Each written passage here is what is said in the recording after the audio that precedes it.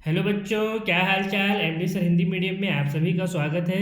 इस वीडियो में हम लोग एनसीईआरटी कक्षा 10वीं गणित का अध्याय 4 द्विघात समीकरण का प्रश्नावली 4.3 पढ़ेंगे। इस प्रश्नावली में हम लोग द्विघाती सूत्र द्वारा द्विघात समीकरण को हल करना सीखेंगे। तो आइए समझते हैं द्विघाती सूत्र क्या होता है और इसकी सहायता से द्विघात समीकरण को किस तरह से हल किया जाता है। आप लोग देख सकते हैं इस प्रश्नावली में हम लोग द्विघाती सूत्र द्वारा द्विघात समीकरण को हल करना सीखेंगे। अब आप लोग जानते हैं द्विघात समीकरण क्या होता है, ax² + bx + c = 0। अब हम लोग को जब भी द्विघात समीकरण दे दो इसमें बोले x का मान ज्ञात कीजिए, तो x का मान कैसे ज्ञात किया जाता है, इसीलिए एक द्विघाती सूत्र होता है। वो सूत्र क्या है, x = -b ± √b² - 4ac/में 2a।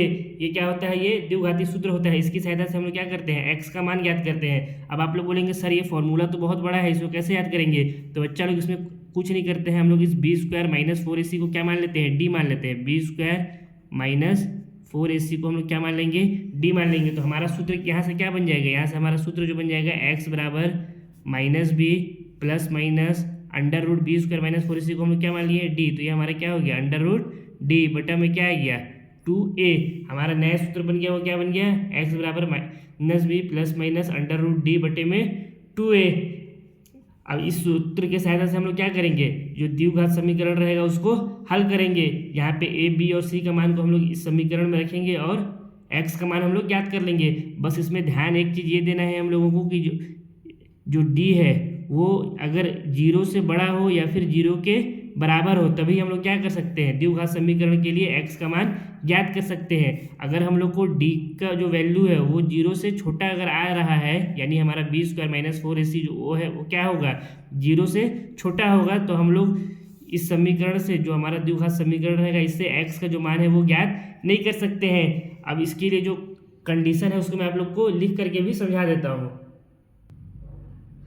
अब ये देखिए b² - 4ac को हम लोग d क्यों माने हैं, d के बराबर ही क्यों लिए हैं, क्योंकि d फॉर डिस्क्रिमिनेंट होता है, जिसको हम लोग हिंदी में विविक्त कर भी कहते हैं। अब d बराबर b² - 4ac के लिए जो मैं आप लोग को यहाँ पे 3 कंडीशन बताया हूँ। पहला कंडीशन क्या था, या तो 0 से बड़ा होगा या 0 के बराबर होगा, और तीसरा कंडीशन क्या था, 0 से d का मान छोटा होगा। तो उससे लिए क्या क्या कंडीशन है उसको यहाँ पे मैं लिख दिया हूँ। पहला कंडीशन है कि यदि d जो है वो 0 से बड़ा होगा, यानी d का मान जो है वो 0 से बड़ा होगा, अर्थात b² - 4ac का मान जो है वो 0 से बड़ा होगा। d हमारा क्या है, d b² - 4ac के बराबर ही तो है।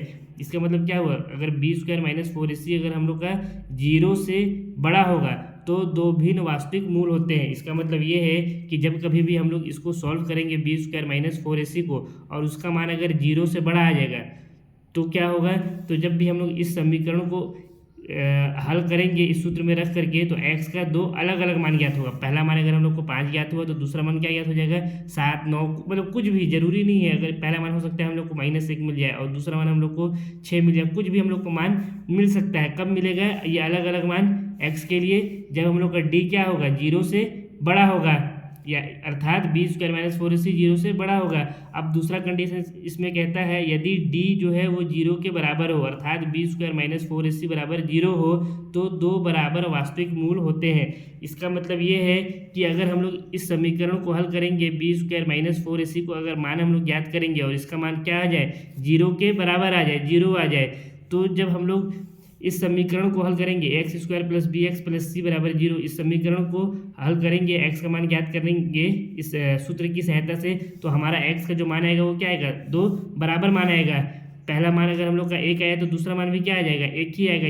पहला मान हम लोग का x = 5 आ गया तो दूसरा मान भी कितना आएगा, 5 ही आएगा। इसमें अलग अलग मान नहीं आएगा। कब आएगा, दोनों मान बराबर है, जब हम लोग का d क्या होगा, 0 के बराबर होगा। और इसमें तीसरा कंडीशन है यदि d जो है वो 0 से छोटा हो, अर्थात b² - 4ac का जो मान है वो क्या होगा, 0 से छोटा आएगा, तो कोई वास्तविक मूल नहीं होता है। इसका मतलब ये है कि अगर हम लोग इस समीकरण को या इसको हल कर रहे हैं, b² - 4ac का जब हम लोग मान ज्ञात करेंगे और इसका मान क्या हो जाएगा, 0 से छोटा आ जाएगा। 0 से छोटा कब आएगा, जब हम लोग को इसका मान ऋणात्मक संख्या में मिलेगा। यदि हम लोग को -5 b² - 4ac बराबर आ जाए या -2 आ जाए, कुछ भी आ जाए xyz, तो हम लोग को क्या होगा, ये जो समीकरण है इस समीकरण को हम लोग हल नहीं कर सकते हैं। अब इन तीनों कंडीशन को एक एक एग्जाम्पल से समझते हैं और द्विघाती सूत्र द्वारा द्विघात समीकरण को हल करते हैं। यहाँ पे हमको एग्जाम्पल दिया हुआ है, निम्न द्विघात समीकरण के मूलों की प्रकृति ज्ञात कीजिए, यदि मूलों का अस्तित्व हो तो उन्हें ज्ञात कीजिए। इसमें हम लोग को पहला समीकरण दिया हुआ है x² - 3x - 10 बराबर 0। तो सबसे पहले हम लोग इसी समीकरण को हल करते हैं, जो हम लोग को लिखते हैं इसका पहला का हल। जो समीकरण दिया हुआ है उसको लिख लेते हैं। यहाँ पे समीकरण क्या हुआ दिया हुआ है, x² - 3x - 10 बराबर 0। अब इस समीकरण में हम लोग देखें तो हम लोग को a का और b और c का वैल्यू क्या मिल जाएगा, a बराबर इसमें क्या आ जाएगा इस समीकरण में। a क्या होता है, a इसमें हमारा जो द्विघात समीकरण होता है वो क्या होता है, ax² + bx + c बराबर 0 यही होता है। अब अगर इस समीकरण की तुलना इससे करेंगे तो a का वैल्यू हम लोग को इसमें क्या मिल जाएगा, यहाँ पे कुछ नहीं है, x² के साथ यानी क्या है, एक छुपा हुआ है, तो हम लोग का a का वैल्यू कितना मिल गया, 1। इसी तरह से b क्या मिल जाएगा, b इसमें क्या होता है, x के साथ का जो गुणांक होता है, तो इसमें x का गुणांक कितना है, -3 है, तो b का वैल्यू कितना आ गया, -3। इसी तरह से अगर c का मान देखें हम लोग तो c क्या होता है, अचर पद होता है, इसमें अचर पद क्या है, -10 है, तो c हमारा क्या निकल के आ गया, -10 आ गया। अब हम लोग क्या जानते हैं, यहाँ पे लिख देते हैं, चूंकि हम जानते हैं, क्या जानते हैं, d बराबर b² - 4ac यही होता है। इसको भी हम लोग पढ़ चुके हैं, d बराबर क्या होता है, b² - 4ac होता है। अब इसको हम लोग हल करते हैं तो d बराबर क्या आ जाएगा, d बराबर आ जाएगा b का स्क्वायर, b क्या है हमारा -3 है, तो यानी -3 का स्क्वायर -4ac यानी 4 गुणा में a कितना है हम लोग का, 1 है, इंटू c कितना है हम लोग का, -10 है, तो यहाँ पे हम लोग लिख देंगे -10। अब d हमारा क्या निकल के आ गया, -3 का स्क्वायर, यानी 3 का स्क्वायर कितना होता है, 9, और माइनस के साथ लगा है, माइनस का भी स्क्वायर है, यानी माइनस माइनस आपस में गुणा हो जाएगा तो प्लस हो जाएगा, यानी हमारा कितना आ जाएगा, ये 9 हो गया। अब यहाँ पे माइनस है, 4 × 1 4 होगा, 4 एकम 4 होता है, और 4 का जब 10 से गुणा करेंगे तो कितना आ जाएगा, 40। अब देखिए यहाँ पे भी माइनस है और ये भी माइनस है, माइनस माइनस आपस में गुणा हो जाएगा तो क्या हो जाएगा, प्लस हो जाएगा, यानी प्लस का हो गया, 4 दहाम 40 हो गया, यानी हमारा जो डी का वैल्यू निकल के आ गया वो क्या आ गया, डी बराबर हमारा आ गया 49। और ये क्या है, ये 0 से 49 बड़ा होता है, यानी जो डी हमारा आया वो क्या है, 0 से बड़ा आ गया। तो इसके लिए हम लोग क्या जानते हैं कि जब भी डी का मान जो 0 से बड़ा आएगा तो जो हमारा इस समीकरण का जो हल आएगा वो क्या आएगा, दो अलग अलग भिन्न हल आएगा, जिसको हम लोग यहाँ पे लिखेंगे, अतः दिया गया द्विघात समीकरण का दो भिन्न वास्तविक मूल होगा। क्यों होगा दो भिन्न भिन्न, यानी अलग अलग है ना, दो अलग अलग वास्तविक मूल क्यों होगा, क्योंकि जो हमारा डी आया है वो क्या आया है, 0 से बड़ा आया है। अब इसको हम लोग हल करते हैं, हमारा द्विघात समीकरण का फॉर्मूला क्या होता है, फॉर्मूला होता है x बराबर -b ± √d बटा में 2, यही होता है ना हमारा फॉर्मूला। d हमारा क्या है, b² - 4ac होता है। अब इसमें हम लोग क्या मान रख देते हैं, यहाँ पे 2a है, ठीक है, यहाँ पे अगर मान रखेंगे तो -b, यानी माइनस है तो माइनस, और b हमारा कितना है, b है हमारा -3, तो फिर से हम लोग क्या लिखेंगे, -3। ये जो माइनस लगा हुआ है ये -3 नहीं है, इसलिए नहीं लगा हुआ है, ये माइनस अलग से है ना, और b का जो मान रहेगा, अगर यहाँ पे ऋणात्मक संख्या रहेगा b तो हम लोग माइनस फिर से लिखेंगे b के लिए भी, और अगर धनात्मक रहेगा तो धनात्मक लिखेंगे। ये माइनस जो है ये अलग से है। अब क्या है हमारा प्लस माइनस, तो प्लस माइनस √d कितना है, d का मान 49 है, तो इसको लिख देंगे √49 बटा में कितना दिया हुआ है, बटा में दिया हुआ है 2a, यानी 2 गुणा में a का वैल्यू कितना है हम लोग का, 1 है, तो यहाँ पे लिख देंगे 1। अब इसको हल करेंगे तो क्या आ जाएगा, x बराबर आ जाएगा, यहाँ से थोड़ा सा इसको ऊपर कर देता हूँ, x का मान जो हम लोग का यहाँ से आ गया वो कितना गया, ये माइनस है और ये भी माइनस है, माइनस माइनस आपस में गुणा होगा तो क्या हो जाएगा, प्लस हो जाएगा, यानी ये हमारा हो गया 3 प्लस माइनस है तो प्लस माइनस √49 का जो वैल्यू होता है वो कितना होता है, 7 होता है, 7 × 7 = 49 होता है। अब बटा में कितना आ गया, बटा में 2 हो गया। अब इसको अब आगे हम लोग हल करने के लिए क्या करते हैं, इसको इधर मैं आप लोगों को समझा देता हूँ। एक बार ये जो प्लस चिन्ह है इसको ले लेंगे और एक बार माइनस चिन्ह को ले लेंगे, तो यहाँ पे इधर एक बार हम लोग लिखते हैं प्लस चिन्ह लेने पर, और एक बार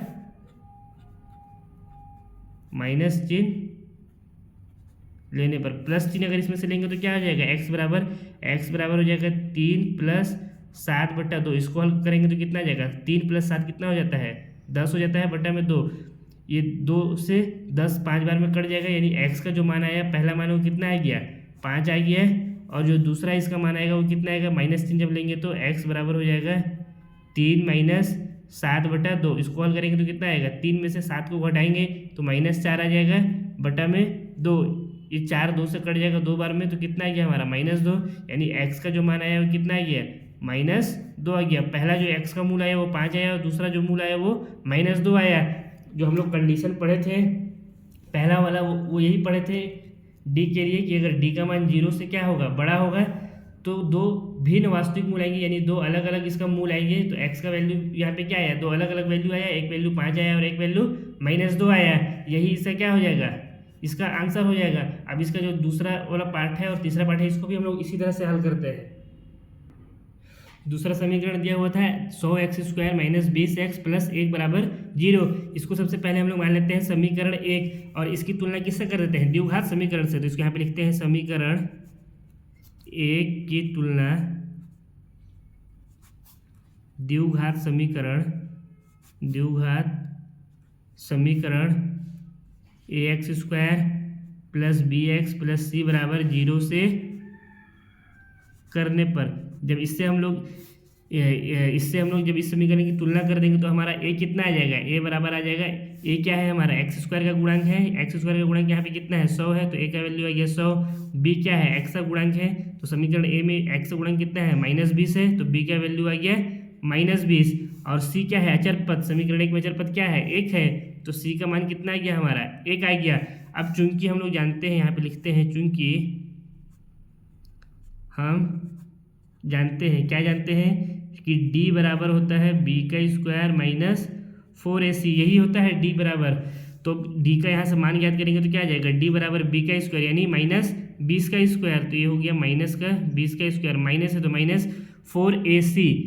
तो यहाँ पे हो जाएगा 4 × a कितना है हमारा 100 है तो यहाँ पे लिखेंगे हम लोग 100 × c कितना है 1 तो यहाँ हो गया 1। अब इसको हल करेंगे तो कितना आ जाएगा d बराबर 20² करेंगे तो कितना आ जाएगा 400। और यहाँ माइनस भी है, लेकिन कभी भी माइनस के घात में अगर क्या रहता है सम संख्या रहता है तो वो माइनस चिन्ह हट जाता है, यानी ये कितना हो जाएगा हमारा 400 ही हो जाएगा। माइनस है तो माइनस, 4 का 100 में गुणा करेंगे 400 और 400 का 1 में गुणा करेंगे तो 400 ही आएगा। तो ये कितना हो गया 400 ही हो गया, यानी जो हमारा d का मान आया वो कितना गया 400 में से 400 को हटाएंगे तो 0 आ जाएगा। और हम लोग क्या पढ़ चुके हैं कि जब कभी भी d बराबर 0 होगा तो क्या आएगा, जो दिया गया समीकरण रहेगा उसका दो बराबर मूल ज्ञात होगा, यानी x का जो मान आएगा वो क्या आएगा दो मान एक ही मान रहेगा, बराबर मान रहेगा। तो इसको हम लोग लिखेंगे चूंकि d बराबर 0 इसलिए दिया गया द्विघात समीकरण का दो बराबर मान या फिर मूल इसको कह सकते हैं मूल होगा। अब इसको मूल हम लोग कैसे याद करते हैं, इसका सूत्र क्या होता है x बराबर -b ± √d बटा में 2a, यही होता है हमारा सूत्र। इसको हम लोग पढ़ चुके हैं। अब इसमें हम लोग यहाँ पे मान रख देंगे तो b यानी माइनस है तो माइनस, और b का मान कितना है b हमारा कितना दिया हुआ है इसमें -20 दिया हुआ है तो इसमें हम लोग फिर से लिखेंगे -20 ± √d, d का वैल्यू कितना दिया हुआ है 0 तो यहाँ पे हो जाएगा √0 बटे में 2a, यानी 2 गुणा में a कितना दिया हुआ है हम लोग को 100 तो यहाँ पे हो जाएगा हम लोग का 100 हो जाएगा। अब इसके बाद इसको हल करेंगे तो क्या हो जाएगा हम लोग का, इसको इधर साइड में हल कर देता हूँ मैं, यहाँ पे इधर हल कर दे रहा हूँ, ठीक है। तो ये क्या आ जाएगा इसका मान माइनस इंटू माइनस, माइनस से जब गुणा होगा तो आपस में क्या हो जाएगा प्लस हो जाएगा। तो ये हो गया x बराबर प्लस, और ये 20 दिया हुआ है तो x बराबर 20 प्लस माइनस √0, जीरो का जो वर्ग रहता है जब रूट के अंदर 0 रहता है तो रूट से बाहर भी निकलेंगे तो कितना आएगा 0 ही आएगा। इसको आप लोग नहीं भी लिखेंगे तो भी कोई दिक्कत नहीं है। बटा में 2 गुणा में 100, 2 का 100 से गुणा करेंगे तो कितना आ जाएगा 200 आ जाएगा, यानी x बराबर क्या आ गया +20 प्लस माइनस 0 बटा में 200। अब एक बार हम लोग प्लस चिन्ह ले लेते हैं, एक बार प्लस चिन्ह लेने पर और एक बार माइनस चिन्ह ले लेते हैं, माइनस चिन्ह लेने पर तो हमारा x का मान क्या आ जाएगा, x बराबर प्लस चिन्ह लेंगे तो आ जाएगा 20 + 0 बटा में 200। इसको हल करेंगे तो कितना आ जाएगा, x बराबर 20 पे जैसे 0 जोड़ेंगे तो 20 होगा बटा में 200। 20 से 200 कितने बार में कटेगा, 20 दहाम 200 होता है, यानी 10 बार में, यानी x का जो मान हमारा आया वो कितना आ गया, 1 बटा में 10 आ गया। जो x का पहला मूल आया वो कितना आ गया, 1 बटा में 10। इसी तरह से जब माइनस चिन्ह लेंगे यहाँ पे तो x का मूल क्या आ जाएगा, x बराबर हो जाएगा 20 माइनस 0 बटा में 200।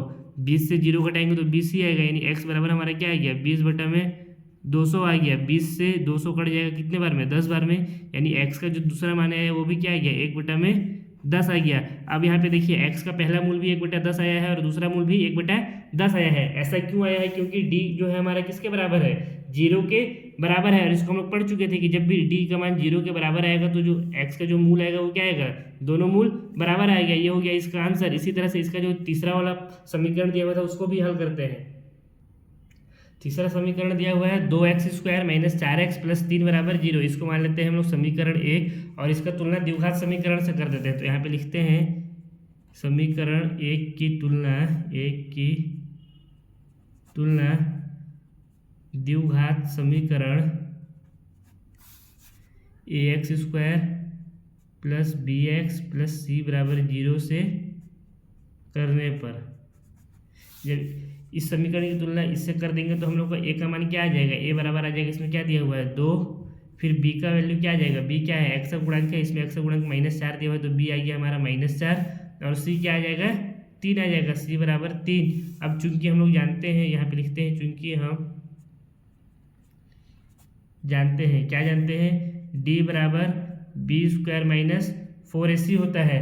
अब यहाँ से d का मान हम लोग याद कर लेंगे तो d बराबर क्या आ जाएगा, b का स्क्वायर, b कितना दिया हुआ है -4 दिया हुआ है तो ये हो जाएगा -4 का स्क्वायर, फिर माइनस है तो -4ac यानी 4 गुणा में a कितना दिया हुआ है 2 दिया हुआ है तो यहाँ 2 हो गया इंटू c कितना दिया हुआ है 3 तो यहाँ पे हो गया c यानी 3। अब यहाँ से d का जो माना है वो कितना आ गया, 4 चौको कितना होता है, 4 का वर्ग जब हम लोग करेंगे तो 16 आ जाएगा। यहाँ पे माइनस है लेकिन इसका वर्ग कर रहे हैं तो इसलिए ये प्लस हो जाएगा तो ये हो गया 16, माइनस है तो माइनस। अब 4 का 1 मिनट ना, यहाँ पे c की जगह हमें 3 था तो यहाँ पे 3 लिखना है, ठीक है, ये 3 है हमारा। 4 दूना कितना हो गया 8 हो, 8 तिहाई 24। अब हम लोग 16 में से जब 24 को माइनस करेंगे तो कितना आ जाएगा, d बराबर हम लोग आ गया -8 आ गया। और हम लोग क्या पढ़े थे, जब भी d का वैल्यू 0 से क्या हो, छोटा हो, और यहाँ पे भी अगर हम लोग देखें तो d का वैल्यू क्या है -8 है, यानी ये क्या है 0 से छोटा है, तो क्या होगा, जो हमारा जो दिया गया समीकरण है इसको हम लोग हल नहीं कर सकते हैं। तो इसको यहाँ पे हम लोग लिख देंगे चूंकि d जो है वो इस लेस देन है ना, लेस देन 0, यानी d जो है हमारा क्या है 0 से छोटा है, इसलिए दिया गया द्विघात समीकरण का कोई वास्तविक मूल नहीं होगा। ये हमारा हो जाएगा इसका आंसर। अगर आप लोग को लग रहा होगा कि ये सिर्फ अगर हम लोग डी का यहाँ पे वैल्यू ज्ञात किए इसलिए इसका आंसर नहीं आ रहा है, इसको आप लोग अगर गुणनखंड विधि से भी ज्ञात करेंगे, जो हम लोग प्रश्नावली 4.2 में पढ़े हैं, तो भी इसको हम लोग हल नहीं कर सकते हैं। उसमें कैसे हल कर सकते, गुणनखंड विधि में कैसे हल करते थे हम लोग, जो पहला वाला पद था उसको हम लोग एज इट इज लिखते थे 2x², ठीक है, फिर -4x को हम लोग क्या करते थे 2 भागों में बांटते थे कि जब उसको जोड़े या घटाए तो -4 आ जाए और जब गुणा करें तो कितना आ जाए, समीकरण जो दिया था उसका पहला पद और अंतिम पद का गुणनफल आ जाए। तो इसका पहला पद कितना है 2 है और अंतिम पद 3 है, तो अगर इसको हम लोग गुणा करें 2 × 3 कितना आ जा रहा है 6, और 6 का अगर हम लोग गुणनखंड याद करेंगे तो कितना आएगा, 2 से भाग देंगे तो 3 और 3 से भाग देंगे तो 1। अब इस 2 और 3 को हम लोग किस तरह से लिखेंगे कि 4 आ जाएगा, अगर 2 + 3 करेंगे 2 + 3 तो 5 आ जा रहा है, या अगर 2 को माइनस में ले लेंगे 3 को प्लस में लेंगे तो 1 आ जा रहा है, ये इसका आपस में गुणा कर देंगे तो कितना आ जाएगा 6 आ जाएगा। ये 4 आएगा ही नहीं, इसलिए इसका हल नहीं याद किया जा सकता है। यही क्या होता है इसका आंसर हो गया। अब हम लोग प्रश्नावली के प्रश्नों को एक एक करके हल करते हैं। प्रश्नावली 4.3 का पहला क्वेश्चन दिया हुआ है, निम्न द्विघात समीकरणों के मूलों की प्रकृति ज्ञात कीजिए। यदि मूलों का अस्तित्व हो तो उन्हें ज्ञात कीजिए। जिसमें पहला समीकरण दिया हुआ है 2x² माइनस 3x प्लस 5 बराबर 0। इसको हम लोग हल करते हैं। इसको सबसे पहले मान लेते हैं समीकरण हम लोग एक। अब इस समीकरण की तुलना हम लोग द्विघात समीकरण से कर देते हैं। तो यहाँ पे लिखते हैं समीकरण एक की तुलना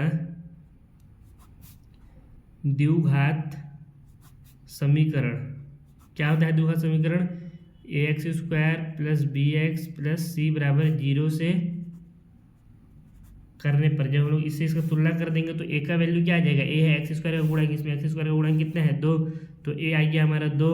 b कितना आ जाएगा? b आ जाएगा यहाँ से माइनस का 3 और c कितना आ जाएगा? c बराबर आ गया 5। अब चूंकि हम लोग जानते हैं, यहाँ पे लिखता हूँ मैं, चूंकि हम जानते हैं, क्या जानते हैं हम लोग? d बराबर होता है b² माइनस 4ac, यही होता है। तो यहाँ से हम लोग d का मान ज्ञात कर लेंगे। d बराबर कितना आ जाएगा? b का स्क्वायर, b कितना दिया हुआ है? -3, तो हो गया -3 का स्क्वायर माइनस 4ac यानी 4 इंटू में a कितना दिया हुआ है? 2 इंटू में c कितना दिया हुआ है? 5। तो ये हो गया हमारा 4 गुणा 2 गुणा 5। तो यहाँ से d का वैल्यू कितना आ जाएगा? -3 का स्क्वायर, -3 का स्क्वायर कितना हो जाएगा? 9 हो जाएगा। माइनस है तो माइनस, 4 दूना 8 और 8 पचे 40, कितना आ गया ये हमारा 40। अब d का मान यहाँ से कितना आ गया? 9 में से जब 40 को हम लोग माइनस करेंगे तो कितना आ जाएगा? माइनस का 31 आ जाएगा, -31। अगर इसको देखें किस में आया है? ऋणात्मक संख्या में आया है, इसलिए ये क्या हो जाएगा? जो d का मान है हमारा वो 0 से, बार बार बड़ा चीज लग रहा है, 0 से क्या हो गया? ये छोटा हो गया। तो इसको हम लोग क्या लिखेंगे यहाँ पे? चूंकि d क्या है? d का जो वैल्यू आया है वो 0 से छोटा आया है, इसलिए जो दिया गया द्विघात समीकरण है, दिया गया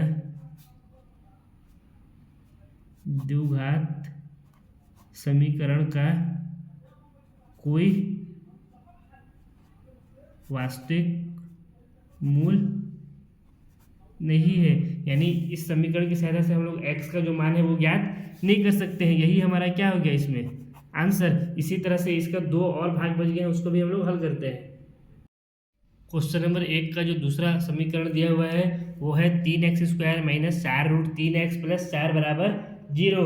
तो इसको हम लोग सबसे हल करने के लिए सबसे पहले मान लेते हैं ये हमारा क्या है? समीकरण 1 है। अब इसकी तुलना हम लोग किससे कर देंगे? समीकरण, यहाँ पे लिख देता हूँ, समीकरण 1 की तुलना द्विघात समीकरण ax² plus bx plus c बराबर 0 से करने पर तो हमारा a क्या आ जाएगा? a आ गया यहाँ से 3 और b आ जाएगा -4√3 दिया हुआ है। x का गुणक यहाँ पे 4√3 है, साथ में माइनस भी है इसमें निशान, तो ये हो जाएगा -4√3। और c का वैल्यू कितना दिया हुआ है? c है हमारा 4।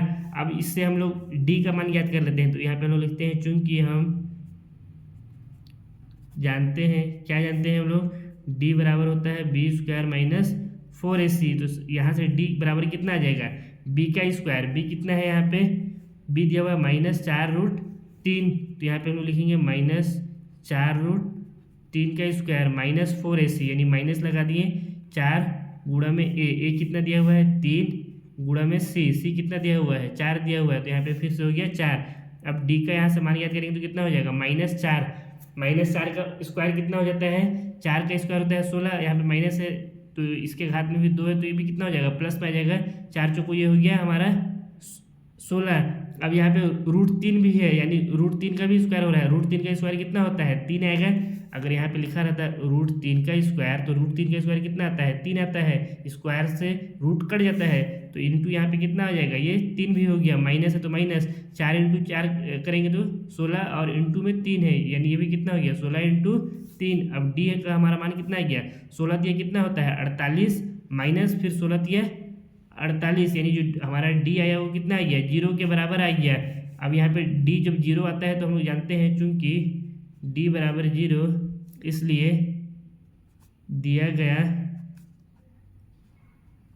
द्विघात समीकरण का 2 बराबर मूल होंगे। अब इसका मूल याद करने के लिए हम लोग क्या करते हैं? फॉर्मूला लगाते हैं। फॉर्मूला हमारा क्या है?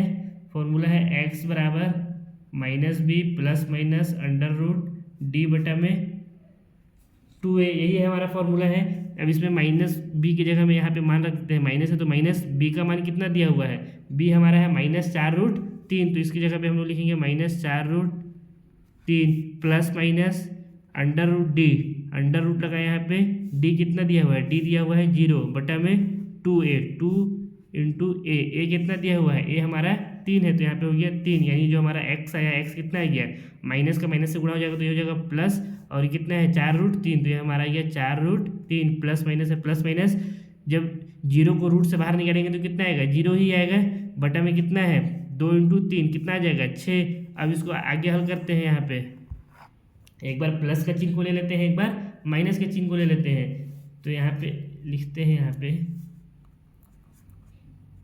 प्लस चिन्ह लेने पर और माइनस चिन्ह लेने पर, तो x हमारा क्या आ जाएगा, जब प्लस का चिन्ह लेंगे तो x बराबर हो जाएगा 4√3 प्लस 0 बटा में 6, यानी यहाँ से x हमारा क्या गया, इसमें जब 0 को जोड़ेंगे तो 4√3 ही आएगा बटा में 6। अब ये देखिए इस 2 से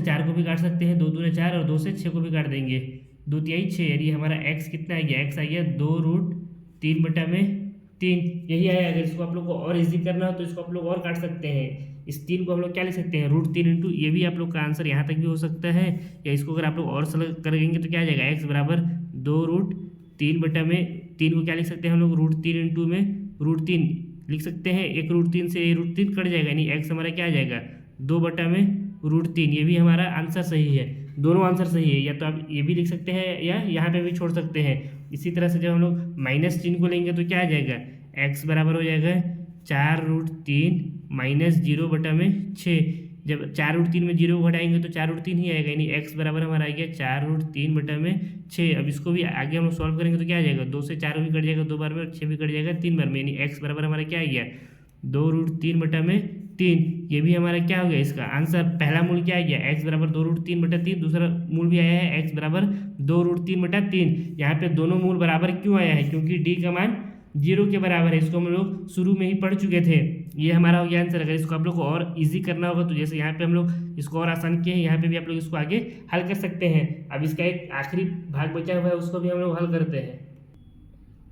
तीसरा समीकरण दिया हुआ है 2x² माइनस 6x प्लस 3 बराबर 0, और इसका हम लोग को मूल याद करना है, तो इसको मान लेते हैं समीकरण 1 और इसका तुलना कर देते हैं, समीकरण 1 की तुलना द्विघात समीकरण ax² plus bx plus c बराबर 0 से करने पर, तो क्या आ जाएगा, a आ जाएगा हमारा यहाँ से 2, b बराबर आ जाएगा -6 और c कितना आ जाएगा 3, तो यहाँ पे लिखेंगे c बराबर 3।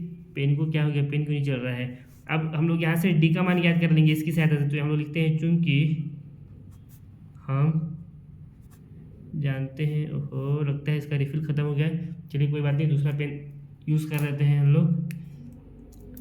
तो यहाँ से हम लोग क्या जानते हैं, d हमारा क्या होता है, d बराबर होता है b² माइनस 4ac। अब यहाँ से d का वैल्यू जब याद करेंगे तो d बराबर क्या आ जाएगा, b का स्क्वायर, b कितना है हमारा -6 है, तो ये हो जाएगा -6 का स्क्वायर माइनस 4ac, यानी -4 इंटू a कितना दिया हुआ है 2 दिया हुआ है, इंटू c कितना दिया हुआ है 3, तो इंटू हो गया ये 3। अब इसको और हल करेंगे तो 6 का स्क्वायर कितना हो जाएगा 36, -3 से हम लोग को कोई मतलब नहीं है क्योंकि यहाँ पे घात में 2 है, तो ये हो गया 36 माइनस 4 दूना 8 और 8 तिहाई 24, ये हो गया 36 माइनस 24। डी का वैल्यू कितना है, 36 में से 24 को माइनस करेंगे तो आ जाएगा 12। डी हमारा क्या आ गया 12 आ गया, जो कि क्या है 0 से बड़ा है, इसलिए हम यहाँ पे लिखेंगे चूंकि डी जो है वो 0 से क्या है बड़ा है, डी ग्रेटर देन 0, इसलिए दिया गया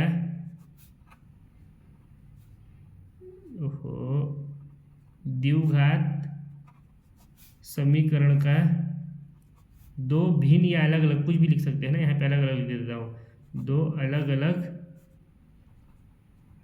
वास्तविक मूल प्राप्त होंगे या वास्तविक मूल होंगे, कुछ भी लिख सकते हैं हम लोग अपने हिसाब से। अब इसको आगे हल करेंगे, इसका मूल याद करने के लिए क्या करेंगे हम लोग, फॉर्मूला इस्तेमाल करेंगे। फॉर्मूला क्या होता है, x बराबर -b plus minus under root d बटा में 2a।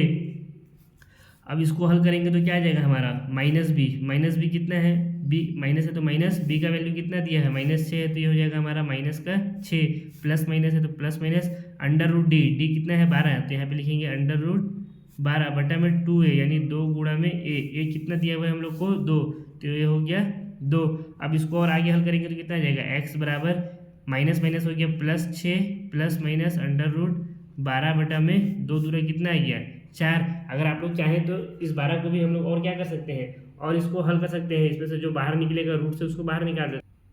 इसके लिए 12 का गुणनखंड याद कर लेते हैं। 12 का इसको एक मिनट थोड़ा सा ऊपर कर देता हूँ। 12 का गुणनखंड कितना हो जाएगा, यहाँ पे 12 का गुणनखंड निकाल लेते हैं। 2 से भाग देंगे तो आ जाएगा 6, फिर 2 से भाग देंगे 3, फिर 3 से भाग देंगे 1, यानी 12 का गुणनखंड कितना आ गया 2 × 2 × 3।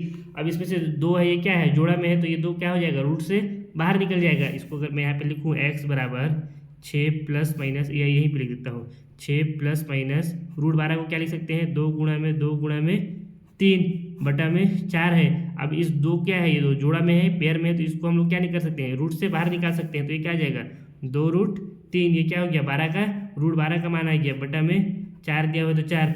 अब यहाँ भी देखिए यहाँ 6 है, यहाँ 2 है, तो इस यहाँ से 2 को क्या कर सकते हैं कॉमन ले सकते हैं, क्या है कि 2 के पहाड़ा में 6 भी आता है, तो इसको हम लोग लिख सकते हैं x बराबर 2 कॉमन ले लिए तो आ गया अंदर कितना बच गया 6 से 2 कॉमन ले लिए तो 3 आ गया, प्लस माइनस ये 2 हम लोग कॉमन ले लिए तो बच गया √3 बटा में 4, यही बचा। अब इस 2 से इस 4 को काट देंगे तो 2 बार में कट गया, तो x हमारा क्या आ गया x बराबर आ गया 3 प्लस माइनस √3, 3 प्लस माइनस √3 बटा में 2 आ गया। अब एक बार यही हमारा क्या हो जाएगा, इसका आंसर हो जाएगा। यहाँ पे प्लस माइनस का चिन्ह लगा हुआ है, अगर यहाँ पे भी आप लोग इसको छोड़ सकते हैं, ये हमारा क्या हो गया आंसर। 2 चिन्ह लगा हुआ है नहीं, ये 2 बार है, या इसको आप लोग और आगे भी हल कर सकते हैं, या यहाँ पे लिख सकते हैं एक बार प्लस चिन्ह लेने पर और एक बार माइनस चिन्ह लेने पर, यानी ऋणात्मक चिन्ह लेने पर क्या हो जाएगा x का वैल्यू आ जाएगा x बराबर 3 प्लस √3 बटा 2, और दूसरा मान क्या आ जाएगा x बराबर 3 माइनस √3 बटा में 2। यही हमारा क्या हो गया, इसका पहला मूल आ गया x बराबर 3 प्लस √3 बटा 2, दूसरा मूल आ गया x बराबर 3 माइनस √3 बटा 2, यही हो गया इसका आंसर। इसका देखिए दोनों मूल जो आया है वो अलग अलग आया है, यहाँ पे प्लस है यहाँ पे माइनस है। ऐसा क्यों हुआ है, क्योंकि जो हमारा d आया है वो d क्या है 0 से बड़ा है। इसको हम लोग वीडियो के शुरू में ही पढ़ चुके हैं कि जब भी d का मान 0 से बड़ा रहेगा तो क्या आएगा, जो x का जो मूल आएगा वो दोनों अलग अलग रहेगा। अब इसी के साथ प्रश्नावली 4.3 का जो पहला क्वेश्चन था वो हम लोग का समाप्त होता है। प्रश्नावली 4.3 का जो क्वेश्चन नंबर 2 है उसको हल करते हैं। क्वेश्चन नंबर 2 दिया हुआ है, निम्न प्रत्येक द्विघात समीकरण में k का ऐसा मान ज्ञात कीजिए कि उसके 2 बराबर मूल हो। यहाँ पे हम लोग को एक समीकरण दिया हुआ है 2x² + kx + 3 = 0। अब इसमें हम लोग k का ऐसा मान ज्ञात करना है जिसके लिए क्या हो, इसमें जो x का मान है उसका जो मूल है वो क्या हो बराबर हो। तो हम लोग क्या जानते हैं कि मूल कब बराबर होता है, जब d हमारा 0 के बराबर होता है। हम लोग पढ़े हैं जब d हमारा क्या होता है 0 के बराबर होता है, जो दिया गया समीकरण रहता है उसका जो मूल रहता है यानी x का जो मान आता है वो क्या आता है बराबर आता है। तो सबसे पहले तो इसको हम लोग हल करने के लिए इसको मान लेते हैं समीकरण 1, और इसकी तुलना हम लोग किससे कर देंगे द्विघात समीकरण। द्विघात समीकरण क्या होता है, लिख देते हैं इससे ax² + bx + c = 0 से समीकरण 1 की तुलना करने पर क्या आ जाएगा, यहाँ से हम लोग का a बराबर कितना है, इसमें 2 आ जाएगा, b क्या आ जाएगा b स्मॉल b ना, b बराबर आ जाएगा यहाँ पे x का गुणन कितना है k है, तो b हमारा क्या आ गया k आ गया, और c बराबर कितना आ जाएगा c हमारा आ गया 3। अब क्या करेंगे हम लोग जानते क्या है, चूंकि हम जानते हैं द्विघात समीकरण का मूल बराबर तब होता है जब d बराबर 0, इसलिए d बराबर हम लोग क्या कर देंगे 0 कर देंगे। और d किसके बराबर होता है, यहाँ पे हम लोग जानते हैं चूंकि d बराबर होता है b² - 4ac के, तो d की जगह पे हम लोग क्या लिख सकते हैं b² - 4ac बराबर 0, और b हमारा क्या है यहाँ से k है, तो ये क्या हो जाएगा k² - 4ac यानी 4 गुणा ए कितना दिया हुआ है 2 गुणा सी कितना दिया हुआ है 3 बराबर 0 के का स्क्वायर माइनस 4 दूना 8 और 8 तिहाई 24 बराबर कितना आ गया 0 आ गया। यहाँ से हम लोग अगर माइनस जो 24 है इसको इस तरफ पक्षांतर कर देंगे तो क्या हो जाएगा, इधर माइनस में तो इधर जाएगा प्लस हो जाएगा, तो के स्क्वायर बराबर कितना आ जाएगा, के स्क्वायर बराबर आ जाएगा 24। अब यहाँ से अगर हम लोग दोनों पक्षों में क्या कर देंगे, अंडर रूट अगर लगा देंगे, अगर यहाँ से इस के स्क्वायर को अगर हटाएंगे, के का मान याद करेंगे तो इधर क्या हो जाएगा, इधर रूट लग जाएगा, तो के का वैल्यू कितना आ जाएगा अंडर रूट 24। और रूट 24 क्या होता है, अगर 24 का हम लोग वर्गमूल निकालेंगे तो कितना आ जाएगा, 2 से इसको भाग देंगे तो 12, फिर 2 से भाग देंगे 6, फिर 2 से भाग देंगे तो 3, फिर 3 से भाग देंगे तो 1, यानी 24 जो आया इसको हम लोग क्या लिख सकते हैं under root 2 into 2 into 2 into 3। अब इसमें देखिए ये जो 2 है, पहला 2 ये क्या है जोड़ी में है, तो इसको हम लोग क्या कर सकते हैं रूट से बाहर निकाल सकते हैं। तो हमारा के का वैल्यू क्या आ जाएगा 2 अंडर रूट क्या अंदर बच गया 2 गुणा 3, 2 गुणा 3 कितना होता है 6, यानी 2 रूट 3 ये हो गया। और इसको हम रूट से बाहर निकालें इसलिए यहाँ पे क्या लगेगा प्लस माइनस, कभी भी जब किसी संख्या को हम लोग रूट से बाहर निकालते हैं तो क्या लगता है प्लस माइनस, इसलिए यहाँ पे लग गया प्लस माइनस 2 रूट 6। यही क्या आ गया के का मान आ गया, के इस मान के लिए क्या हो जाएगा जो दिया गया हमारा समीकरण है, इसमें जब हम लोग के का मान रखेंगे तो क्या आ जाएगा, जो इसका जो मूल जब निकालेंगे फिर हम लोग तो उसका मूल बराबर आएगा, यही हमारा क्या हो गया इसका आंसर हो गया। इसी तरह से इसका एक और भाग दिया हुआ है उसको भी हम लोग हल करते हैं। इसका जो दूसरा समीकरण दिया हुआ है इसमें है के एक्स ब्रैकेट में एक्स माइनस 2 प्लस 6 बराबर 0। अब इसको देखिए ये अभी द्विघात समीकरण के रूप में नहीं है, क्योंकि द्विघात समीकरण क्या होता है a x square plus b x plus c बराबर 0।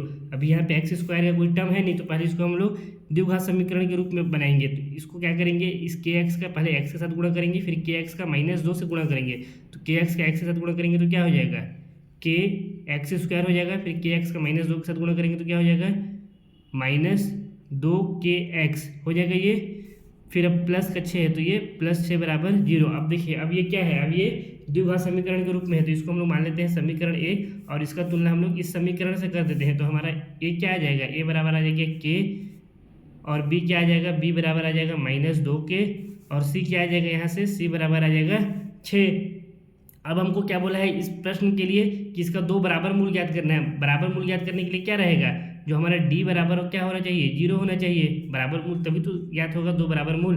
अब डी क्या होता है, डी होता है बी स्क्वायर माइनस 4 इसी के बराबर, तो इसको हम लोग कर देते हैं 0 के बराबर, यहाँ पे लिख भी देते हैं चूंकि डी बराबर बी स्क्वायर माइनस 4ac। अब यहाँ से इसका मान ज्ञात करेंगे तो कितना आ जाएगा, बी स्क्वायर कितना है माइनस 2 के है, तो यहाँ पे लिख देंगे माइनस 2 के का स्क्वायर, फिर माइनस है तो माइनस 4, तो यहाँ पे 4 इंटू ए कितना है हम लोग का के दिया हुआ है, तो यहाँ पे लिख देंगे के इंटू में सी कितना है 6, तो गुणा में 6 बराबर 0, माइनस 2 का माइनस 2 के का स्क्वायर कितना हो जाएगा 4 के स्क्वायर हो जाएगा, माइनस है तो माइनस ये 4 6 का कितना हो जाएगा 24, और ये के तो ये कितना हो जाएगा 24 के बराबर 0। अब यहाँ पे देखिए यहाँ पे 4 और के है, यहाँ पे भी 24 के है, 4 के पहाड़ा में 24 आता है, तो इसमें से दोनों में से 4 कॉमन ले सकते हैं, यहाँ भी के है यहाँ भी एक के को कॉमन ले सकते हैं, तो यहाँ पे हम लोग 4 के को अगर कॉमन ले लिए तो क्या आ जाएगा हम लोग का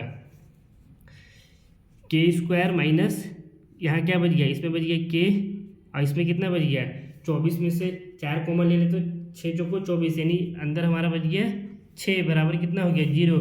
अब एक बार 4 के बराबर 0 कर देते हैं, यहाँ से 4 के बराबर 0 कर देते हैं और के माइनस 6 बराबर 0 कर देते हैं, तो के का वैल्यू कितना आएगा, के बराबर हो जाएगा 0/4 हो जाएगा, ये इधर गुणा में इधर आया भाग में, यहाँ से फिर के का वैल्यू कितना आ जाएगा, किसी भी संख्या को जब 0 से भाग देते हैं तो 0 आता है, यानी के हमारा 0 आ गया, और यहाँ से अगर के का वैल्यू निकालेंगे तो कितना आ जाएगा के बराबर 6 आ जाएगा।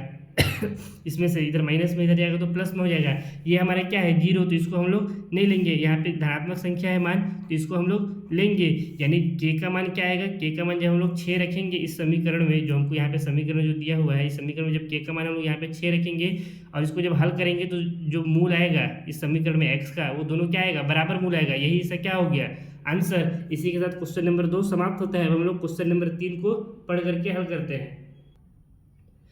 क्वेश्चन नंबर 3 दिया हुआ है, क्या एक ऐसी आम की बगिया बनाना संभव है जिसकी लंबाई चौड़ाई से दुगनी हो और उसका क्षेत्रफल 800 मीटर स्क्वायर हो, यदि है तो उसकी लंबाई और चौड़ाई ज्ञात कीजिए। यानी इस प्रश्न में हमको क्या करना पड़ेगा, पहले तो द्विघात समीकरण भी बनाना पड़ेगा, और द्विघात समीकरण बनाने के बाद हम लोग डी का मान याद करेंगे। अगर डी का मान 0 के बराबर या 0 से बड़ा होगा तो क्या होगा, भैया बनाना संभव होगा। कहीं कि हम लोग जानते हैं जब डी का मान 0 से बड़ा हो या 0 के बराबर हो तभी क्या होता है, जो समीकरण होता है उसको सॉल्व करना पॉसिबल होता है। अगर डी का मान 0 से छोटा आ जाएगा तो फिर इस क्वेश्चन को हल करना संभव, यानी भैया को बनाना संभव नहीं होगा। तो पहले तो सबसे पहले हम लोग को क्या बोला है, इसको समझते हैं प्रश्न को। क्या एक ऐसी आम की भैया बनाना संभव है जिसकी लंबाई चौड़ाई से दुगनी है। ना हम लोग को यहाँ पे ना लंबाई दिया है और ना ही चौड़ाई दिया है। तो मान लेते हैं ये हमारा क्या है, ये एक हमारा आम का बगिया है। इसमें अगर हम लोग चौड़ाई को x मान लें तो लंबाई हमारा क्या हो जाएगा, लंबाई क्या है, चौड़ाई से दुगनी है, तो हमारा लंबाई हो जाएगा 2x। और हमको यहाँ पे क्षेत्रफल कितना दिया हुआ है, 800 मीटर स्क्वायर। तो जो जो चीज़ हम लोग को अब यहाँ से मालूम चल गया उसको यहाँ पे लिख लेते हैं। माना बगिया की चौड़ाई बराबर x मीटर और बगिया की लंबाई क्या हो जाएगा, 2x मीटर हो जाएगा। चौड़ाई अगर x है तो लंबाई 2x मीटर हो जाएगा। अब यहाँ पे हमको क्या दिया हुआ है, दिया है बगिया का क्षेत्रफल, यानी बाग जो बगीचा है बगिया का क्षेत्रफल बराबर है 800 मीटर स्क्वायर। अब चूंकि आप लोग को भी मालूम होगा या अगर मालूम नहीं होगा तो आप लोग को मैं बता देता हूँ, आयत का जो क्षेत्रफल होता है, आयत का क्षेत्रफल होता है बराबर लंबाई गुणे चौड़ाई के। और हमारा यहाँ पे बगिया को भी देखेंगे तो हमारा बाग भी किस तरह का है, आयताकार बाग है, यानी इसका जो क्षेत्रफल कितना दिया हुआ है 800 मीटर स्क्वायर दिया हुआ है। तो इसकी जगह पे हम लोग लिख सकते हैं 800 बराबर लंबाई कितना है हम लोग का 2x है यहाँ पे, तो लंबाई को यहाँ पे लिखें 2x इंटू चौड़ाई कितना हो जाएगा, यहाँ से x हो जाएगा। यानी हमारा 800 बराबर कितना आ गया, 2x का जब x से गुणा कर देंगे तो हो जाएगा ये 2x का स्क्वायर। ये 2 से ये 800 को काट देंगे तो कितना आ जाएगा 400, यानी 400 बराबर हमारा क्या आ गया, x स्क्वायर आ गया। अब इसको अगर 400 को हम इधर पक्षांतर कर देंगे तो क्या हो जाएगा, 0 बराबर x स्क्वायर माइनस 400 हो जाएगा। एक्स स्क्वायर माइनस 400 हो जाएगा कि नहीं होगा, ताकि इधर प्लस में था इधर आया तो माइनस में हो गया। अब अगर इसको हम लोग ध्यान से देखें या इसको हम लोग इस तरह से भी लिख दें, एक्स स्क्वायर माइनस 400 बराबर 0, तो ये इसको हम लोग अगर समीकरण 1 माने तो ये द्विघात समीकरण के रूप में है कि नहीं है। जो द्विघात समीकरण हमारा क्या होता है, a x square plus b x plus c बराबर 0, यही होता है। इस रूप में ये है कि नहीं है। जब आप लोग बोलेंगे सर यहाँ पे तो सी भी है, यहाँ पे सी का टर्म नहीं है, तो बच्चे लोग अगर इसमें हम लोग अगर प्लस 0 कर दें, अगर इसमें हम लोग 0 इस समीकरण में जोड़ दें तो ये इस तरह से हो सकता है कि नहीं। अगर 0 जोड़ भी देंगे तो इस समीकरण में कोई परिवर्तन नहीं होगा। अब इसको हम लोग क्या करते हैं, आगे हल करते हैं। अब यहाँ से हम लोग डी का मान याद करते हैं। अगर डी का मान 0 से बड़ा या 0 के बराबर होगा तो फिर क्या होगा, इस भाग को बनाना संभव होगा।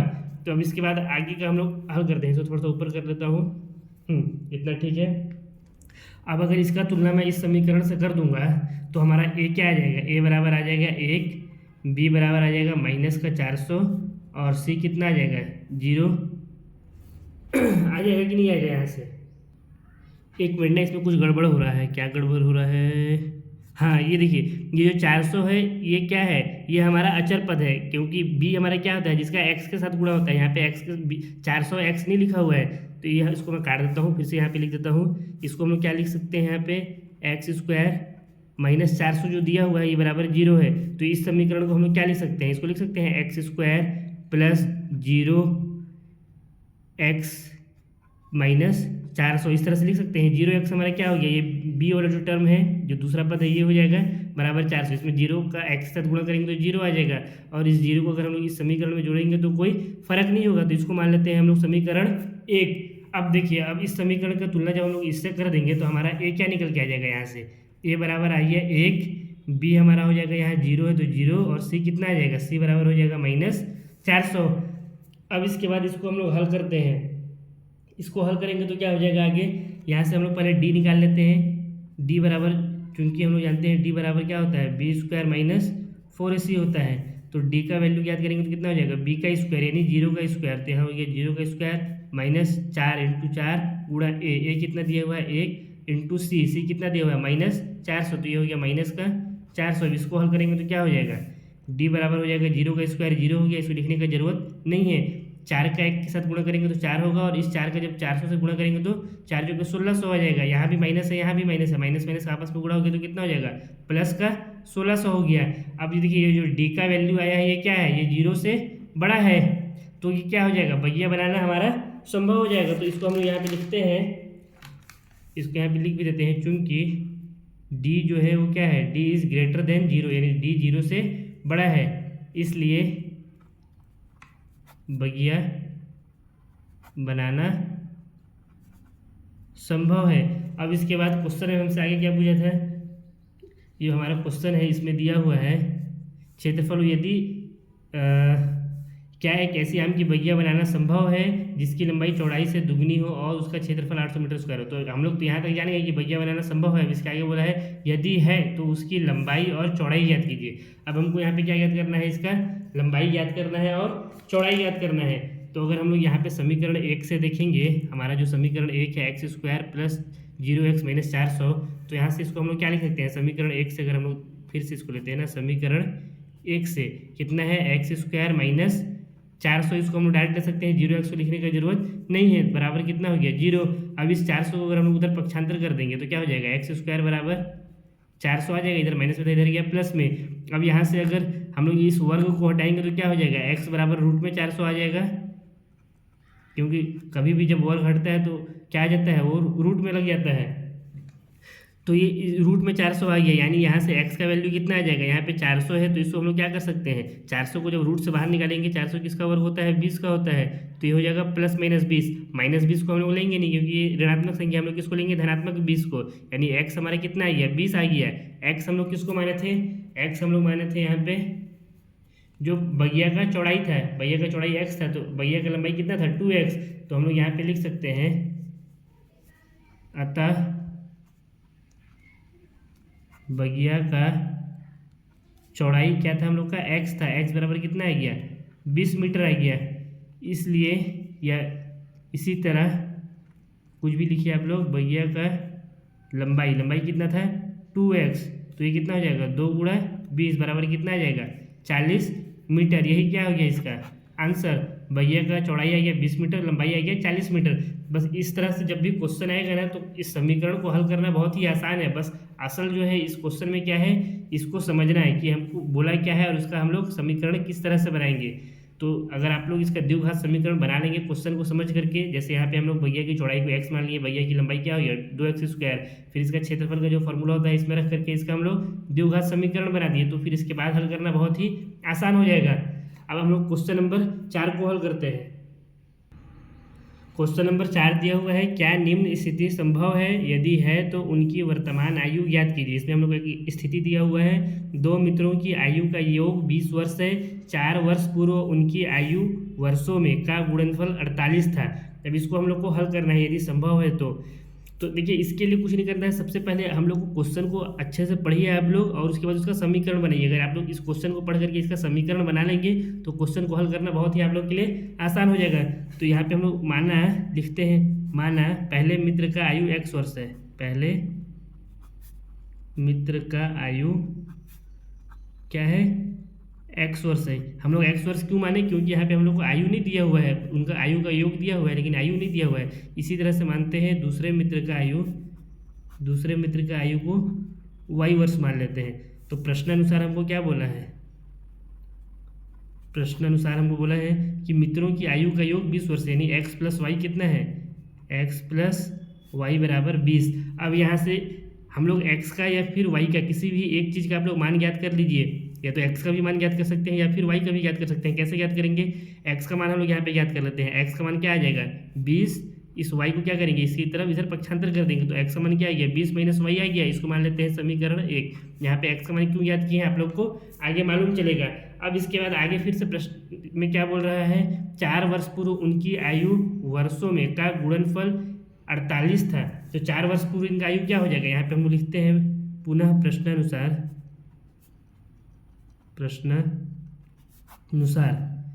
4 वर्ष पूर्व बोला है ना, तो यहाँ पे लिखेंगे 4 वर्ष पूर्व पहले मित्र का आयु कितना हो जाएगा। अभी वर्तमान आयु x है तो 4 वर्ष पहले कितना हो जाएगा, x माइनस 4 ही होगा ना, ये हो जाएगा x माइनस 4 वर्ष। इसी तरह से 4 वर्ष पूर्व दूसरे मित्र का आयु कितना हो जाएगा, y माइनस 4, तो यहाँ पे लिखेंगे 4 वर्ष पूर्व दूसरे मित्र का आयु कितना हो जाएगा, ये हमारा y माइनस 4 वर्ष। फिर इसमें अगेन प्रश्नानुसार क्या बोला है, फिर से पुनः प्रश्नानुसार प्रश्न में हमको कह रहा है 4 वर्ष पूर्व उनकी आयु का गुणनफल 48 है, यानी इसका और इसका भी जो गुणनफल है x माइनस 4 और y माइनस 4 का हम लोग गुणा कर देंगे तो कितना आ जाएगा, 48 आ जाएगा। तो इसको हम लोग कर देते हैं x माइनस 4 और y माइनस 4 बराबर कितना हो जाएगा, 48। इसको मान लेते हैं समीकरण 2। अब इस समीकरण 2 में अगर हम लोग x का मान यहाँ समीकरण 1 से रख नहीं सकते हैं, क्या रख सकते हैं, तो हम लोग क्या करेंगे, यहाँ पे इसका मान रख देंगे। तो इसको लिखते हैं समीकरण 2 में समीकरण 1 से x का मान रखने पर क्या हो जाएगा, x की जगह पे 20 माइनस वाई हो जाएगा। तो यहाँ पे लिखते हैं 20 माइनस वाई, फिर माइनस 4 है तो एक मिनट ना, ये हो जाएगा फिर से -4 ब्रैकेट बंद, फिर कितना है y माइनस 4, तो यहाँ पे लिखेंगे y माइनस 4 बराबर कितना है 48। अब इसको देखिए 20 है यहाँ माइनस का 4 है तो ये कितना हो जाएगा 16 हो जाएगा, माइनस y है तो माइनस का y। अब यहाँ पे कितना है y माइनस 4, तो इसको लिखेंगे y माइनस 4 बराबर कितना आ जाएगा यहाँ 48। अब क्या होगा, ये गुणा में है, बीच में कुछ निशान नहीं है दोनों ब्रैकेट के, तो इनका पहले आपस में गुणा कर देंगे। 16 का पहले y से, फिर -4 से, इसी तरह से माइनस वाई का y से और -4 से, 16 का y से गुणा करेंगे तो कितना हो जाएगा 16y, 16 का -4 से गुणा करेंगे तो कितना हो जाएगा 16 दूना 32 और 32 दूना 64, तो ये हो जाएगा माइनस का 64। माइनस वाई का y से गुणा करेंगे तो कितना हो जाएगा minus y square, minus y का -4 से गुणा करेंगे तो कितना आ जाएगा प्लस का 4y हो जाएगा, बराबर कितना है 48। अब यहाँ पे देखिए ये 16y भी प्लस में है और 4y भी प्लस में है, तो ये आपस में क्या होगा, ये जुड़ जाएगा। तो कितना हो जाएगा, ये इसको जोड़ेंगे तो 20y हो जाएगा। तो इसको हम लोग लिख सकते हैं 20y माइनस का ये 64 और ये माइनस का वाई स्क्वायर बराबर कितना है 48। अब इस पूरे को उठा करके अगर हम लोग इस तरफ पक्षांतर कर देंगे तो ये क्या हो जाएगा 0 बराबर 48 माइनस 20y प्लस 64 और प्लस का वाई स्क्वायर, यानी जिसका भी चिन्ह इधर था माइनस, इसको इधर आने के बाद क्या हो गया प्लस, और जिसका प्लस था उसका इधर आने के बाद माइनस हो गया। तो इसको क्या लिख सकते हैं, ये 48 प्लस में है और ये 64 भी प्लस में है, तो ये आपस में क्या हो जाएगा जुड़ जाएगा। तो इसको हम लोग आपस में जोड़ देते हैं, 48 प्लस 64 कितना हो जाएगा 112 हो जाएगा, और माइनस 20y है और प्लस वाई स्क्वायर। तो इसको हम लोग पहले वाई स्क्वायर वाले पद को लिखते हैं, फिर वाई के, फिर इसको अचर पद को लिखेंगे। तो इसको हम लोग इस तरह से लिख सकते हैं Y square minus 20y 48 plus 64 112 बराबर 0। अब ये हमारा किस रूप में आ गया, ये हमारा द्विघात समीकरण के रूप में है। द्विघात समीकरण क्या होता है ax square plus bx plus c बराबर 0। यहाँ पे x की जगह पे क्या है y है बस, और कुछ नहीं है। इसको हम लोग मान लेते हैं समीकरण 1। समीकरण 1 ही हमारा क्या है द्विघात समीकरण है, तो यहाँ पे हम लिखते हैं समीकरण 1 ही द्विघात समीकरण है। अब क्या करेंगे हम लोग यहाँ से d का मान ज्ञात करेंगे और देखते हैं d का मान 0 से बड़ा आ रहा है, 0 के बराबर आ रहा है, ये 0 से छोटा आ रहा है। तो यहाँ से अगर हम लोग लिखेंगे d बराबर कितना होता है b स्क्वायर माइनस 4ac होता है। और समीकरण 1 में अगर हम लोग देखें तो a हमारा कितना आ जाएगा, यहाँ पे a कितना है y स्क्वायर गुणांक 1 है, और b कितना आ जाएगा -20, c कितना है c बराबर 112, यही दिया हुआ है। तो यहाँ पे इसमें हम लोग मान रख देंगे तो d का मान कितना आ जाएगा -20 का स्क्वायर। तो यहाँ पे लिखेंगे -20 का स्क्वायर माइनस 4ac, यानी माइनस का 4 गुणा a कितना दिया हुआ है 1 गुणा में c कितना है 112। इसको और हल करेंगे तो कितना आ जाएगा d बराबर 20 का स्क्वायर कितना हो जाता है 400, तो ये हो गया 400 माइनस 112 का जब 4 से गुणा करेंगे तो कितना हो जाएगा 12 चौको कितना होता है 12 36 12 चौको 48, यानी हो गया 448। अब d यहाँ से क्या आ गया 400 में से 448 को माइनस करेंगे तो माइनस का 48 आ गया, और -48 क्या है ये 0 से छोटा है, और d का मान यहाँ पे 0 से छोटा आया है, इसलिए क्या हो जाएगा ये जो द्विघात समीकरण है इसको हम लोग हल नहीं कर सकते हैं। तो यहाँ पे हम लोग लिखेंगे नीचे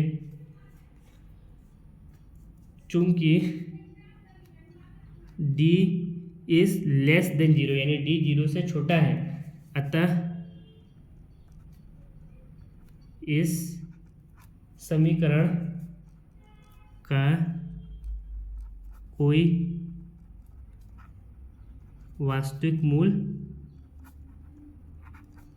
नहीं होगा।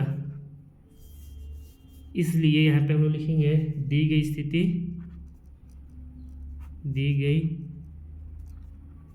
स्थिति संभव नहीं है। ये हमारा हो गया इसका आंसर। अब प्रश्नावली 4.3 का एक आखिरी क्वेश्चन बचा हुआ है, उसको भी इसी तरह से समझ करके हल करते हैं। क्वेश्चन नंबर 5 दिया हुआ है, क्या परिमाप 80 मीटर तथा क्षेत्रफल 400 मीटर स्क्वायर के एक पार्क को बनाना संभव है? यदि है तो उसकी लंबाई और चौड़ाई ज्ञात कीजिए। हम लोग क्या करना है, पार्क का लंबाई और चौड़ाई ज्ञात करना है। ये दिया हुआ नहीं है तो सबसे पहले तो इसको हम लोग मान लेते हैं। माना पार्क की लंबाई बराबर x मीटर तथा चौड़ाई बराबर y मीटर है। ये भी पार्क की चौड़ाई है ना, यहाँ पे बस चौड़ाई लिखा हूँ इसको, ठीक है। और हमको यहाँ पे क्या दिया हुआ है, परिमाप 80 मीटर है। तो यहाँ पे हमको लिखते हैं दिया है परिमाप बराबर कितना, 80 मीटर। अब आप लोग को एक फॉर्मूला में बताते चलूँ कि आयत का जो परिमाप होता है उसका फॉर्मूला होता है, यहाँ पे लिख देता हूँ, चूँकि आयत का परिमाप, इसका फॉर्मूला क्या होता है, 2 गुणा में लंबाई धन चौड़ाई होता है। ये क्या होता है, परिमाप का सूत्र होता है। हमको परिमाप कितना दिया हुआ है, 80। तो यहाँ पे हम लोग लिखेंगे 80 बराबर 2 गुणा में लंबाई कितना माने हम लोग, x, और चौड़ाई को y। तो यहाँ पे लिखेंगे x प्लस y। अब इस 2 से ये 80 को काट देंगे, कितना आ जाएगा 40। तो आ गया 40 बराबर x प्लस y। अब यहाँ से हम लोग x का या y का किसी भी एक चर का क्या है मान ज्ञात कर लेते हैं। हम लोग यहाँ पे x का ही मान ज्ञात कर लेते हैं। तो x बराबर क्या हो जाएगा, x बराबर हो जाएगा 40 माइनस y हो जाएगा। इस y को इधर क्या किए, पक्षांतर कर दिए। इसको मान लेते हैं समीकरण नंबर 1। अब इसके बाद हमको फिर से क्या दिया हुआ है, इसका क्षेत्रफल कितना है, 400 मीटर स्क्वायर। तो यहाँ पे हम लोग लिखते हैं पुनः प्रश्नानुसार पुनः हम लोग को क्या दिया हुआ है, क्षेत्रफल बराबर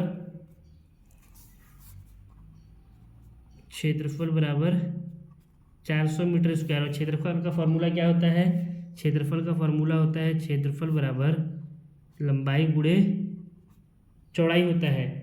तो हम लोग यहाँ पे क्या लिख सकते हैं, क्षेत्रफल की जगह में 400 बराबर लंबाई क्या है हमारा x, और गुणा में चौड़ाई कितना है y।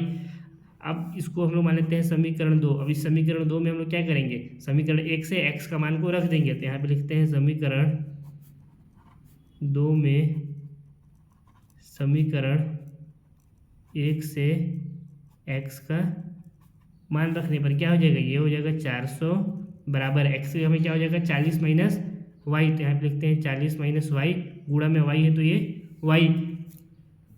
अब क्या होगा इस y का पहले 40 से गुणा होगा, फिर इस माइनस y से गुणा होगा। तो ये क्या हो जाएगा 400 बराबर 40 का y से गुणा होगा तो 40y, माइनस y का y से गुणा होगा तो y स्क्वायर। अब इस पूरे को उठा के हम लोग इस तरफ पक्षांतर कर देते हैं। तो क्या हो जाएगा, इसको लिख लेंगे हम लोग 400 माइनस ये प्लस का 40y इधर आके माइनस का 40y हो गया, ये इधर माइनस y स्क्वायर इधर आकर के प्लस y स्क्वायर हो गया। इसको लिख देंगे 0। अब y स्क्वायर वाले पद को पहले लिख लेते हैं हम लोग। तो इसको लिख लेंगे y square minus 40y plus का 400 बराबर 0। यही हमारा क्या है, समीकरण 3 ही हमारा द्विघात समीकरण का रूप है। द्विघात समीकरण हमारा क्या होता है, ax square plus bx plus c बराबर 0 होता है। इसमें x की जगह में क्या है, y है, और इसी रूप में ये दिया हुआ है। अब समीकरण 3 से अगर हम लोग यहाँ पे देखें, समीकरण 3 में अगर हम लोग ध्यान से देखें तो क्या है, a बराबर कितना आ गया, a 1 हो गया, b बराबर माइनस का 40 आ जाएगा, b कितना आएगा माइनस 40, और c बराबर हो जाएगा 400। यही इसमें से है। अब क्या करेंगे हम लोग, यहाँ से d का मान ज्ञात कर लेंगे। तो लिखते हैं, चूंकि हम जानते हैं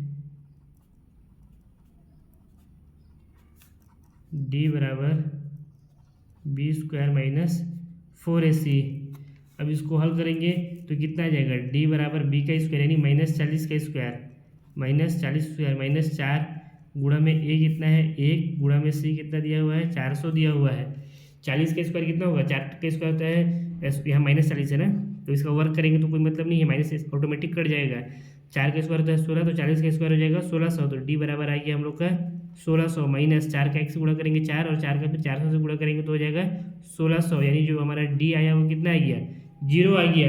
डी का वैल्यू 0 के बराबर आ गया, इसलिए क्या हो जाएगा, डी का वैल्यू 0 है, इसलिए जो समीकरण है ये हमारा, इसका जो मूल आएगा ये क्या आएगा, दोनों समान होगा। तो यहाँ पे हम लोग लिख लेते हैं, सबसे पहले तो पार्क बनाना संभव है कि नहीं, पहला क्वेश्चन तो ये था, तो पार्क बनाना क्या हो जाएगा हमारा, संभव है। तो यहाँ पे हम लोग लिखेंगे अतः दिए गए स्थिति के दो समान मूल, और ऊपर कर देता है इसको, होंगे, इसलिए पार्क बनाना संभव है। अब क्या करेंगे हम लोग, इस डी के मान को जो हमारा सूत्र होता है मूल याद करने वाला उसमें रख देंगे। हमारा सूत्र क्या होता है, इसको थोड़ा सा ऊपर कर देता हूँ, हाँ इतना में हो जाना चाहिए, इतना में हो जाइए। हमारा सूत्र क्या होता है, x बराबर minus b plus minus under root d बटा में 2a। अब यहाँ पे हम लोग माइनस बी की जगह में कितना रखेंगे, माइनस बी हमारे कितना दिया हुआ है -40, तो यहाँ पे हो जाएगा -40 plus minus under root d, d कितना है 0, तो यहाँ पे लिखेंगे 0 बटा में 2 गुणा ए कितना है 1 दिया हुआ है, यानी जो x का वैल्यू आएगा कितना आ जाएगा, माइनस माइनस प्लस 40 हो जाएगा ये, और प्लस माइनस है प्लस माइनस, 0 को रूट से बाहर निकालेंगे तो 0 होगा, बटा में 2 गुणा 1 कितना आ जाएगा 2। अब यहाँ से एक बार हम लोग क्या करते हैं, प्लस चिन्ह को ले लेते हैं, एक बार माइनस चिन्ह को ले लेते हैं। इसको हालांकि लेने का कोई ज़रूरत नहीं है, इसको हम लोग डायरेक्ट यहाँ सॉल्व कर देते हैं, वो लेंगे भी तो भी हमारा कितना सेम आंसर आएगा। या इसको हम लोग लिख सकते हैं 40/2, तो एक्स का वैल्यू हमारा कितना आ जाएगा 20 आ जाएगा। ये हमारा क्या आ गया एक्स, और एक्स हम लोग क्या माने थे, एक्स माने थे इस समीकरण में हम लोग आ गया, और ऊपर एक्स माने थे पार्क की लंबाई को, तो यहाँ पे हम लोग लिखते हैं, या इसको आप प्लस माइनस 20 भी लिख सकते हैं ना, अगर आप लोग चाहें तो एक बार प्लस का चिन्ह भी ले सकते बना सकते हैं, एक बार माइनस का भी चिन्ह लेके बना सकते हैं। तो क्या आ जाएगा एक्स बराबर यहाँ से आ जाएगा, प्लस का जब 20 लेंगे तो 40 प्लस 0 बटा में 2, यानी यहाँ से एक्स बराबर कितना आ गया 40/2 बराबर 20 ही आएगा। इसी तरह से माइनस भी लेंगे तो 20 ही आ जाएगा, यहाँ पे भी इधर भी कितना आएगा एक्स बराबर 20 ही आएगा। 40 में से 0 माइनस करेंगे तो कोई फर्क पड़ना है नहीं, तो इसको मैं यहाँ पे डायरेक्ट लिख दिया हूँ। और एक्स हमारा क्या था, लंबाई था, तो इसको हम यहाँ पे लिखेंगे अतः पार्क का जो लंबाई है वो कितना हो जाएगा, पार्क की लंबाई एक्स माने थे, एक्स कितना आ गया 20, तो ये हो गया हमारा 20 मीटर। और इस एक्स का मान को हम लोग क्या करेंगे, उठा करके समीकरण 1 में रख देंगे, तो हम लोग क्या मिल जाएगा, यहाँ से वाई का मान मिल जाएगा। एक्स हम लोग कितना दिया हुआ है 20, तो यहाँ पे लिखेंगे एक्स का मान, और ऊपर कर दे रहा हूँ इसको, समीकरण 1 में रखने पर यहाँ पे x है 20 बराबर 40 माइनस वाई। अब इस 40 को इस तरफ पक्षांतर कर देंगे तो क्या हो जाएगा 20 माइनस 40 बराबर कितना इधर बच गया माइनस वाई। 20 में से 40 माइनस करेंगे तो कितना आएगा -20 बराबर कितना बच गया इधर माइनस वाई। माइनस से माइनस कट गया, यानी जो हमारा वाई आया वो भी कितना आ गया 20 आ गया। इसका मतलब क्या हुआ, जो पार्क का चौड़ाई आया वो भी क्या है 20 मीटर, और पार्क का लंबाई कितना हम लोग ज्ञात किए थे ये भी 20 मीटर। तो हम लोग यहाँ पे लिखेंगे अतः पार्क की लंबाई x बराबर 20 मीटर और पार्क की चौड़ाई y बराबर 20 मीटर। ये क्या हो गया इसका आंसर। इसी के साथ आप लोगों का प्रश्नावली 4.3 समाप्त होता है। आशा करता हूँ आप लोगों को वीडियो पसंद आया होगा। अगर वीडियो पसंद आया है तो वीडियो को लाइक करें, कमेंट करें, चैनल में नए हैं तो चैनल को सब्सक्राइब करें, साथ ही इस वीडियो को अपने दोस्तों के साथ शेयर भी करें। अब बहुत जल्द हम लोग प्रश्नावली ये 4.4 तो है नहीं, इसके साथ हम लोग का अध्याय 4 भी समाप्त होता है। तो हम लोग अध्याय 5 में मिलेंगे। और हाँ, अगर इस वीडियो में आप लोगों को कहीं पे भी कुछ डाउट हुआ हो तो आप लोग अपने डाउट को कमेंट बॉक्स में पूछ सकते हैं, आपके डाउट को जरूर क्लियर किया जाएगा। और इस पूरे वीडियो का PDF आपको MD सर के टेलीग्राम चैनल पर मिल जाएगा। अगर आप लोगों को इस वीडियो का PDF चाहिए तो आप लोग टेलीग्राम चैनल को ज्वाइन कर सकते हैं। टेलीग्राम का लिंक आप लोगों को डिस्क्रिप्शन बॉक्स में मिल जाएगा। और इससे पहले भी जितना अध्याय अभी हम लोग तक पढ़ चुके हैं उस सब का भी PDF आप लोगों को MD सर के टेलीग्राम चैनल पर मिल जाएगा। अब बहुत जल्द हम लोग अध्याय 5 में मिलेंगे, तब तक के लिए बेस्ट ऑफ लक।